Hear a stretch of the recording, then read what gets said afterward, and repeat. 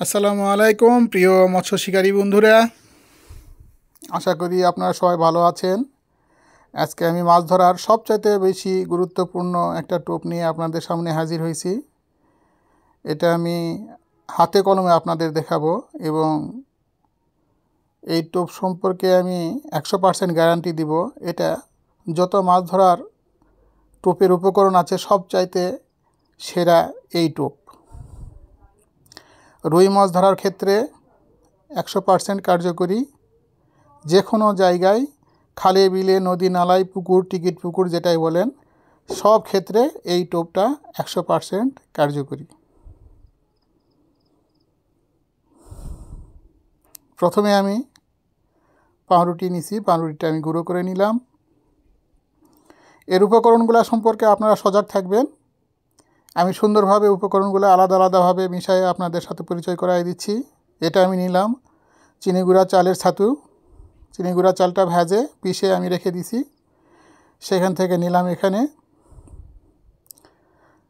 যেহেতু আমার পাউরুটির পরিমাণ কম, ছাতুর পরিমাণও কম দিতে হয়। ছাতু বেশি দিলে শুধু ছাতুর ফ্লেভারই পাওয়া যায়, যার কারণে ছাতুটা এমনভাবে মেশাবেন যেন বেশি ফ্লেভার না ছড়ায়। সঙ্গে নিব কর্নফ্লাওয়ার। এই কর্নফ্লাওয়ারটা এখানে একটু বেশি পরিমাণ দিব, কারণ এই টোপটা যেন সম্পূর্ণ সাদা হয়। কর্নফ্লাওয়ার দেওয়ার ক্ষেত্রে একটু সাবধানে থাকবেন, কারণ কর্নফ্লাওয়ার বেশি দিলে কিন্তু টোপের আঠা কমে যায়। আর এখানে আমি যেহেতু রাবারের মতো টোপ তৈরি করব, সেহেতু কর্নফ্লাওয়ার একটু বেশি দিব। আর এটা হচ্ছে সম্পূর্ণ তুলা টোপ। আমি তুলা টোপটা কীভাবে বানাই অনেকে জানে না, যে ভাই কীভাবে তুলা মিশাবো, কীভাবে কী করব। যার কারণে এই টোপটা তৈরি করছি এবং এই টোপটা শেষে কীভাবে ব্যবহার করতে হবে বড়শি সহকারে, কাঁটা সহকারে আমি দেখাই দিচ্ছি।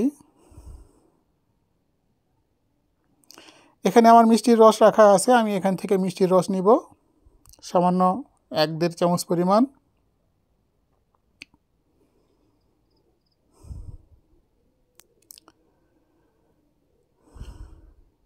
আমার মিষ্টির রস নেওয়া শেষ।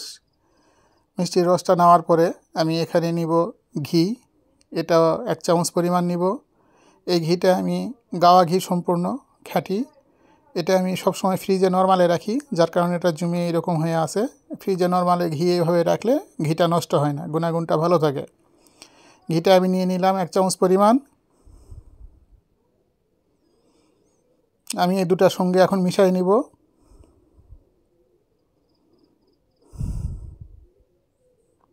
প্রিয় শিকারী বন্ধুরা, আমার ভিডিওটা না টেনে সম্পূর্ণ ভিডিওটা বরাবর দেখবেন। সামান্য 7.5 মিনিটের ব্যাপার। এই 7.5 মিনিট যদি আপনি অপচয় করেন, তার বিনিময়ে আপনি একটা সুন্দর টোপ বানানোর কৌশল শিখে যাবেন। এর সঙ্গে নিব এখন তুলা। এই তুলাটা অনেকে বলে যে ভাই কীভাবে তুলা ব্যবহার করব, কীভাবে কী করব, এটা জানে না। তো দেখুন আমি তুলাটা কীভাবে ব্যবহার করতেছি। এটা হচ্ছে শিমুল তুলা। শিমুল তুলাটা নেওয়ার ক্ষেত্রে এটা খুব ভালো কাজ করে টোপের ক্ষেত্রে, কারণ শিমুল তুলাটা সহজেই মিশ করা যায়। কাপড়ের তুলা একটু অসুবিধা হয়, কারণ কাপড়ের তুলা পাউরুটির সঙ্গে মিশ করতে অনেক কষ্ট হয়। তো চেষ্টা করবেন শিমুল তুলা নেওয়ার জন্য। যদি না পারেন একান্তই, তাহলে কাপড়ের তুলা নেবেন। আমি এই শিমুল তুলাটা এখন পাউরুটির সঙ্গে মিশিয়ে নিব সুন্দর করে।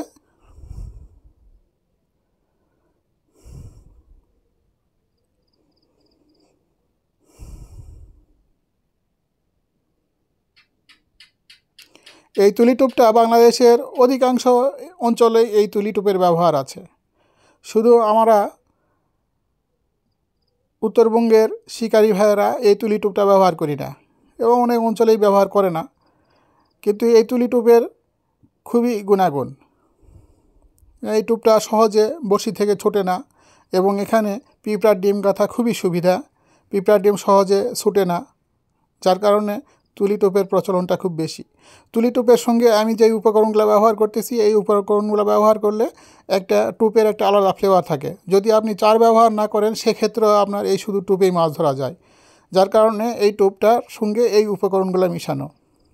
তো তার সঙ্গে যদি আমি এই তুলাটা ব্যবহার করি, দেখেন আমি এর আগে একটা সাদা টুপের ভিডিও দিয়েছিলাম ঠিক এই উপকরণ, কিন্তু তুলা ছাড়া। তো এখন এটা তুলা দিচ্ছি এই জন্য, এই তুলাটার বেশ কিছু কারণ থাকে। সেটা হচ্ছে তুলাটা ব্যবহার করে শুধু ডিম ছাড়া তুলাটা মিশিয়ে নিতে হয়, নেওয়ার পরে ডিম দিয়ে মেখে যখন আপনি পুকুরে থ্রো করবেন সেই ক্ষেত্রে খুব ভালো কাজ করে আরও বেশি, যার কারণে এই তুলা টোপটা তৈরি করা।